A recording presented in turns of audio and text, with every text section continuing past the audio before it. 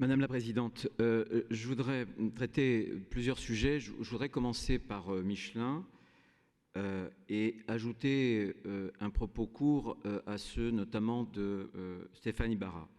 Demain, vous m'avez demandé de vous représenter à la préfecture de la Vendée où se tiendra une table ronde.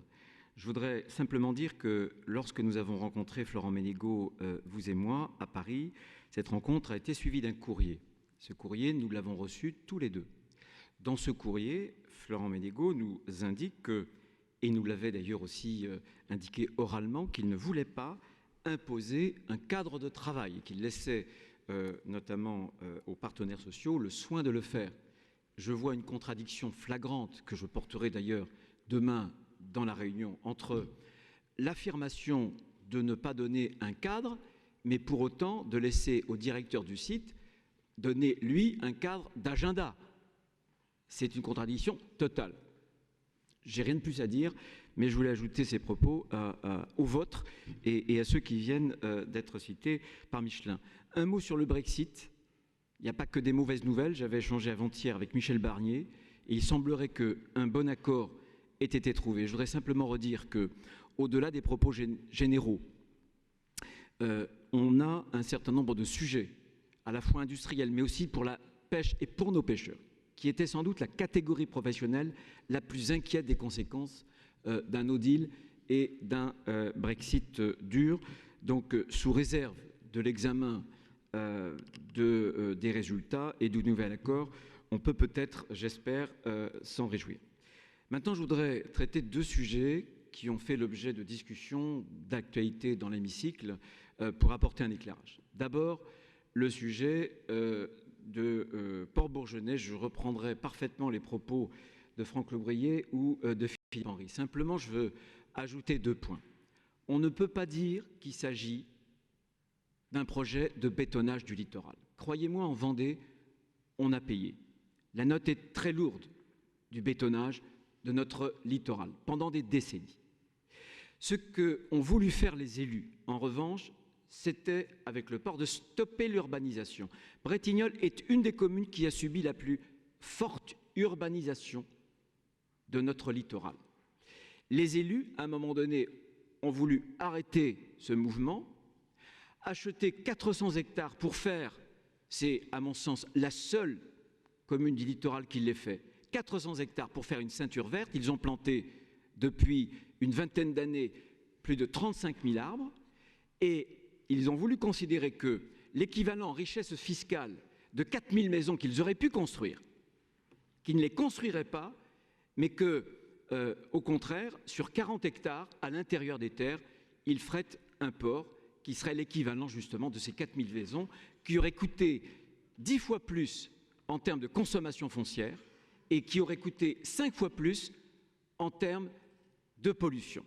J'ajoute qu'à ces 400 hectares, les mesures de compensation pour le port ont ajouté 160 hectares, si j'ose dire, pour convenir aux règles françaises, qui sont vraiment les plus exigeantes, y compris, je l'ai vérifié à plusieurs reprises, y compris plus exigeantes que les règles des pays scandinaves. Donc on peut être pour ou contre le port, bien, mais je veux simplement redire et remettre en perspective un certain nombre de points.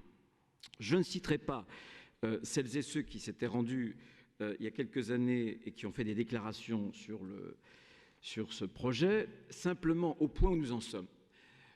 Avec une réglementation très exigeante, il y a eu une déclaration d'utilité publique, avis favorable. Il y a eu aussi un avis très clair de l'autorité environnementale, très exigeante aussi, je la cite. Le projet a fait l'objet de nombreuses évolutions et la séquence éviter, réduire, compenser est bien conduite. Les mesures d'évitement, de réduction, de compensation et de suivi sont nombreuses, détaillées et pertinentes. Donc on est à un point où on a un état de droit. On a un état de droit, on a aussi des règles démocratiques.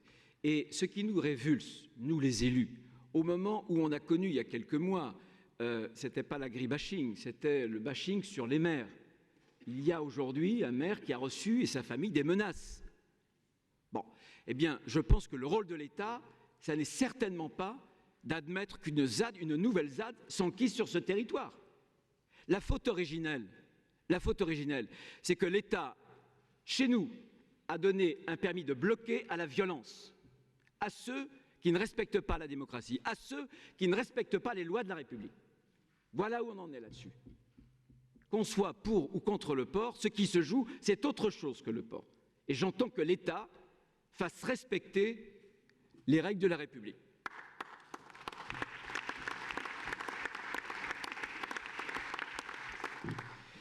Maintenant, sur le sujet du port du voile, je voudrais essayer de répondre calmement, sereinement, et de m'adresser, non pas à la passion que chacun peut y mettre, mais à la raison que nous devons avoir sur ce sujet. D'abord, de qui est cette phrase? Le port du voile n'est pas conforme à la civilité dans notre pays. Le port du voile n'est pas conforme à la civilité dans notre pays. C'est une phrase d'avril 2018. Elle est d'Emmanuel Macron. Vous voyez que ces sujets sur le voile, sur les signes ostentatoires, peuvent dépasser les clivages politiques. Je veux simplement rappeler que Mohamed Sifawi, mais aussi Carole Fourest, mais aussi le professeur Laurent Bouvet, mais aussi Zineb El Razoui, ne sont pas vraiment des adhérents de LR, ni d'un autre mouvement. Ce sont des personnalités qui viennent des mouvements de gauche, très laïques. Ces personnalités, il se trouve qu'elles ont aussi émis des avis. C'est exactement lorsqu'en 2010, il avait fallu légiférer sur la burqa, un certain nombre d'élus étaient contre. M. Ayrault était contre. M. Le Pen, à l'époque, qui n'était pas élu, était contre. Donc, vous voyez que l'appréhension de ce sujet-là échappe aux catégories politiciennes habituelles. Je veux simplement redire, de façon très calme, que nous agissons avec constance. Luc Châtel, à l'époque, avait posé un cadre dans une circulaire. Nous avons, mon groupe au Sénat, a déposé, il y a 2 ans, une proposition de loi. Nous avons fait voter un amendement dans la loi sur la confiance de M. Blanquer. Donc, ça n'est pas d'hier que nous avons ressorti une proposition de loi, puisque pour qu'une proposition de loi soit discutée, mes chers collègues, il faut l'avoir déposée des semaines et des semaines à l'avance, vous le savez. Donc, nous ne réagissons pas à l'actualité.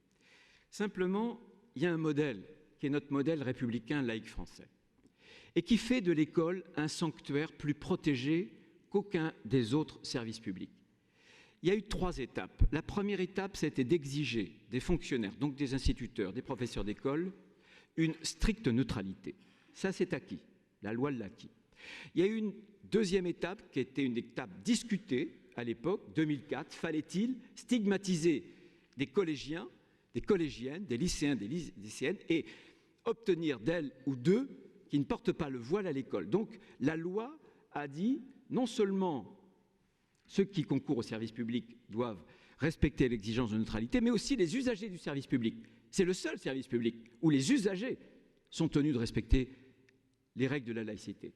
Et il y a une 3e règle jurisprudentielle qui vient d'être émise par une décision de la Cour administrative d'appel de Lyon cet été, le 23 juillet, qui a demandé solennellement et qui a donné raison à un directeur d'école pour que, 3e public, les parents d'élèves qui interviennent dans un cadre scolaire, bien sûr, puissent respecter l'exigence renforcée de neutralité. Là, nous sommes à une 4e étape. Faut-il, oui ou non, considérer que les sorties scolaires, c'est la classe, l'école hors les murs? Nous pensons que oui. Nous pensons que oui. Dans une commune d'un département proche de la région parisienne, dans la même commune, un directeur d'école interdit le port du voile, un autre directeur d'école l'autorise. Je pense qu'on ne peut pas, exactement comme l'affaire de Creil, chers amis, chers collègues, en 1989, 3 collégiennes, un proviseur. Il aura fallu 15 ans pour établir les règles. Quand les règles ne sont pas établies de façon claire par une circulaire ou par la loi, on se défausse sur les professeurs. Et vous voyez, on peut, je crois, parce que bien sûr que je désapprouve la bêtise de cet élu régional de Bourgogne-Franche-Comté, on n'élève jamais le débat en abaissant les personnes, que ce soit clair. Mais on est sur un modèle qu'il va nous falloir choisir. Veut-on un modèle demain communautarisé ou veut-on un anglo-saxon qui est centrifuge, qui divise? veut-on un modèle républicain avec la logique de la citoyenneté? La logique de la citoyenneté, ça n'est pas de demander à l'individu privé, particulier, d'abandonner ni sa religion, ni ses propres cultures, c'est d'exiger du citoyen les mêmes droits et les mêmes devoirs dans l'espace public. Et parce que l'école est un service public particulier, qui doit être un sanctuaire parce qu'il y a, comme disait Jean Zay, des consciences en construction, qu'on doit y prendre garde. Vous voyez, pardon d'être un peu juridique, mais essayons d'approcher ce genre de débat, non pas avec la passion, mais en essayant de raisonner. Comme vous, j'imagine, je crois que la France est une nation non pas ethnique, elle est une nation civique. Parce que dans l'histoire de l'humanité, c'est sans doute la France qui est, grâce à des efforts séculaires, poursuivis de génération en génération et presque de régime en régime, est parvenue à atteindre une synthèse improbable entre ce qu'il y a de plus particulier dans chaque homme, de plus singulier dans chaque homme et de plus universel dans tous les hommes. Ça, c'est la France. Ça, c'est la citoyenneté. Et moi, je me bats, voyez, pour que ce soit ce modèle républicain qui puisse, au bout du bout, gagner la partie. Merci de votre attention.